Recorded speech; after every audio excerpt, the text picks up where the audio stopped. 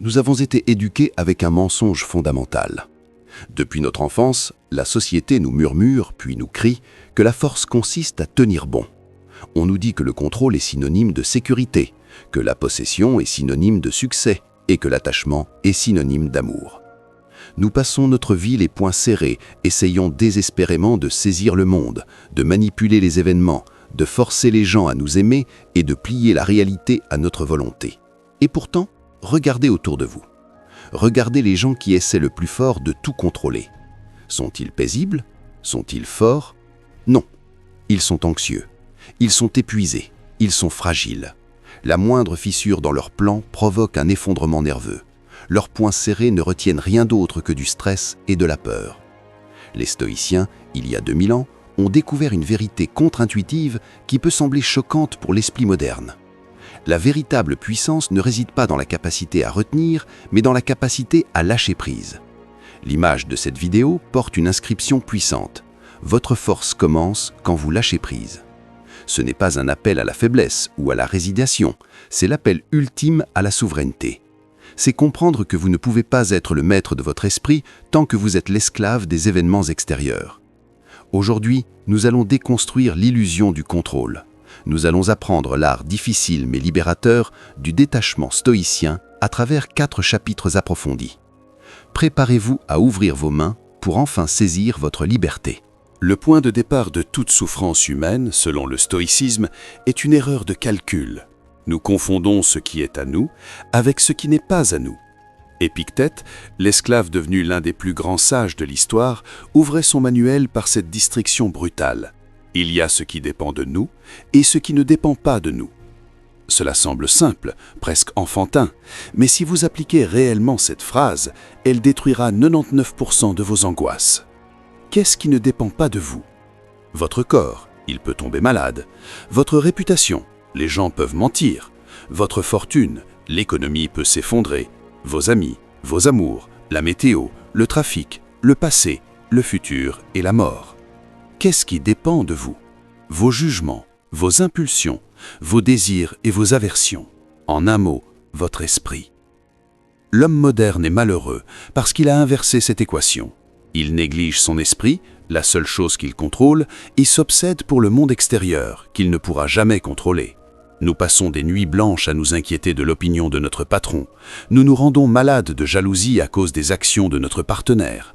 Nous hurlons de rage contre les décisions politiques ou les embouteillages. Chaque fois que vous essayez de contrôler l'extérieur, vous vous mettez dans une position de faiblesse. Vous dites à l'univers « Mon bonheur dépend de toi. S'il te plaît, sois gentil. » Vous devenez un mendiant. Le stoïcien refuse de mendier. Il réalise que vouloir contrôler l'incontrôlable est une forme de folie. C'est comme être en colère parce qu'il pleut. Votre colère ne fera pas cesser la pluie, elle ne fera que vous mouiller et vous rendre misérable. Lâcher prise dans ce contexte signifie cesser de lutter contre la réalité. Imaginez que vous êtes dans une rivière, le courant est fort. La plupart des gens essaient de nager à contre-courant. Ils s'épuisent, ils avalent de l'eau, ils paniquent. Ils crient « Pourquoi le courant va-t-il dans ce sens? Ce n'est pas juste !» Le stoïcien regarde la rivière, comprend le sens du courant et se laisse porter.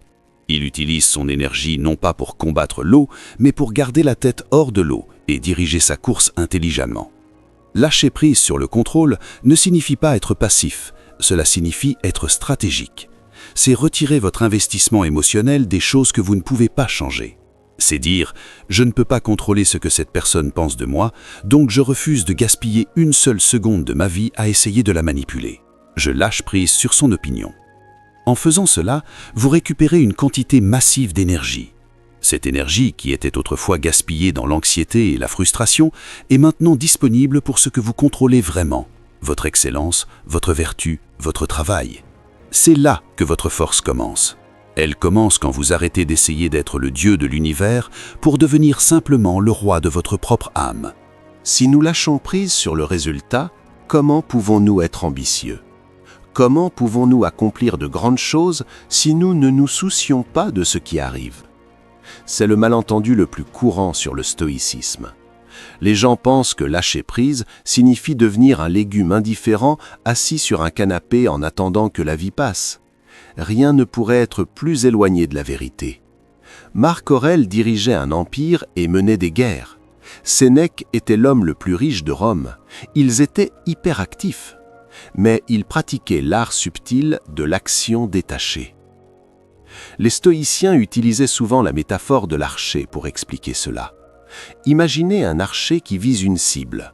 Il a le contrôle sur plusieurs choses, son entraînement, la qualité de son arc, la tension de la corde, sa concentration, sa respiration et le moment précis où il relâche la flèche.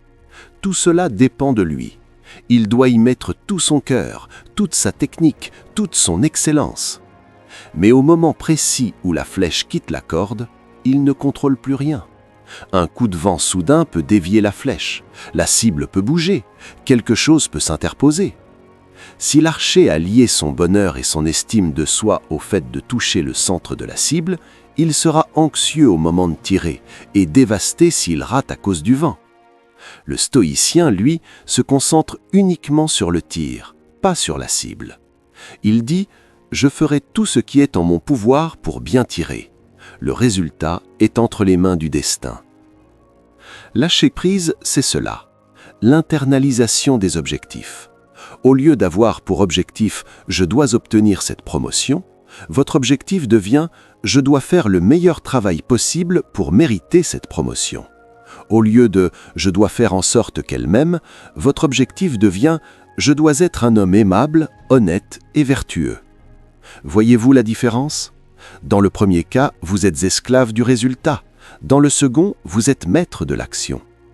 Quand vous détachez votre bonheur du résultat final, vous devenez invulnérable. L'échec ne peut plus vous briser, car vous savez que vous avez réussi votre part du contrat, l'action.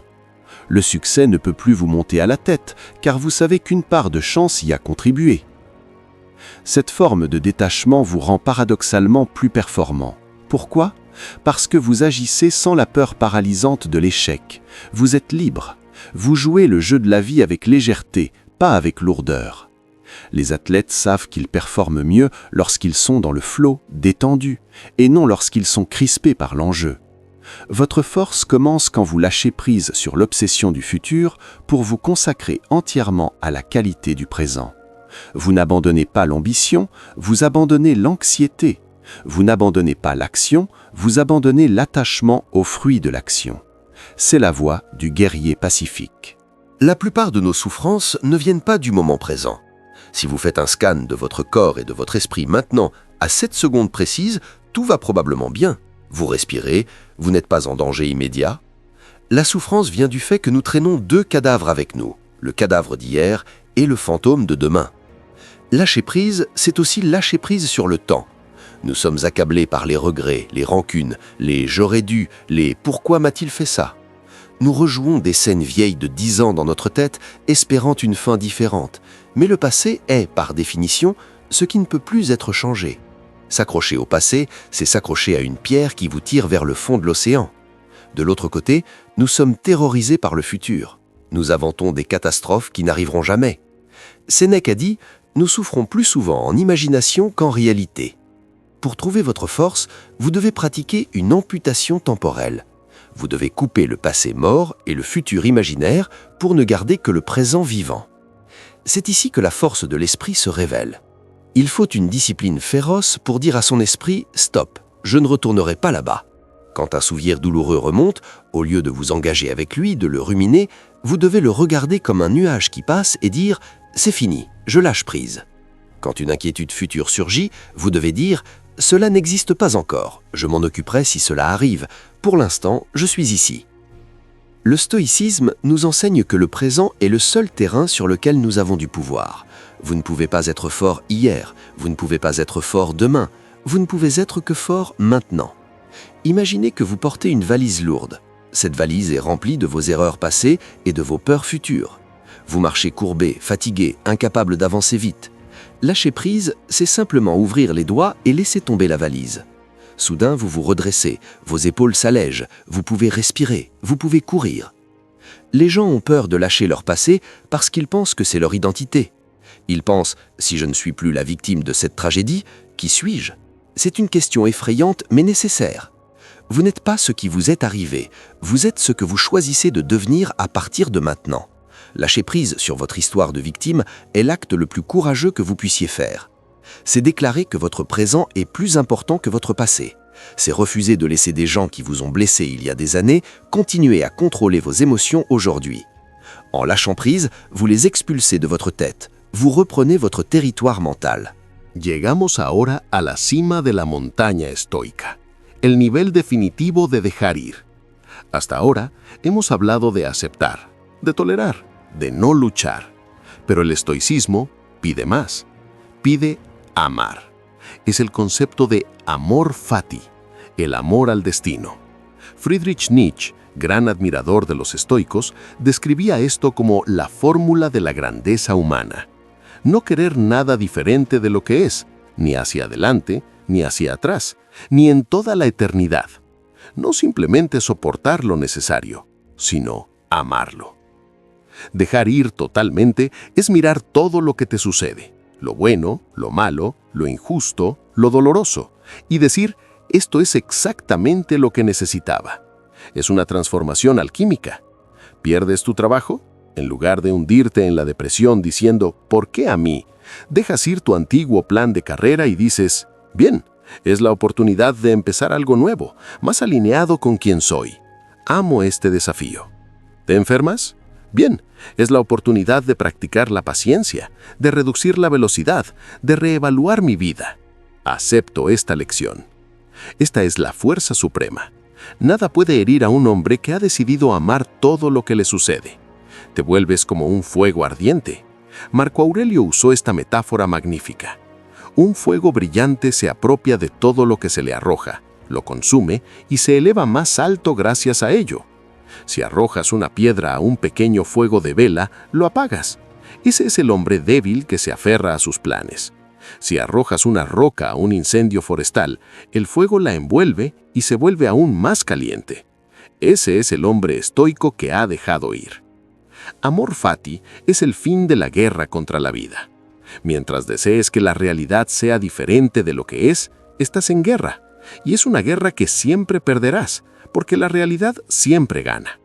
Cuando firmas el tratado de paz con el destino, cuando dices, hágase tu voluntad y no la mía, encuentras una paz indestructible. No es sumisión, es una alianza con el universo.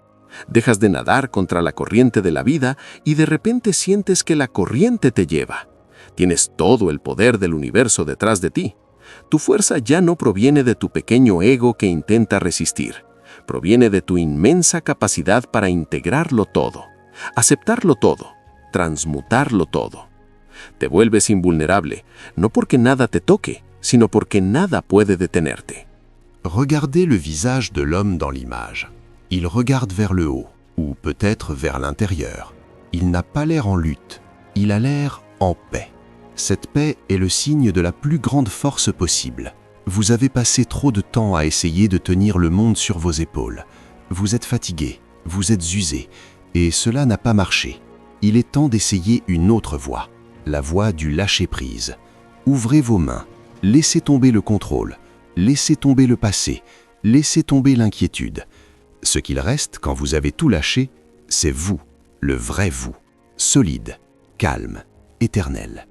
Si vous êtes prêt à découvrir cette force, si vous êtes prêt à arrêter la guerre contre la réalité, écrivez dans les commentaires cette promesse simple « Je lâche prise ». Sentez le poids quitter vos épaules au moment où vous l'écrivez. Et pour continuer à apprendre comment naviguer dans la vie avec la sagesse des anciens, abonnez-vous à la chaîne. La paix est votre droit de naissance. Réclamez-la. Rendez-vous dans la prochaine vidéo.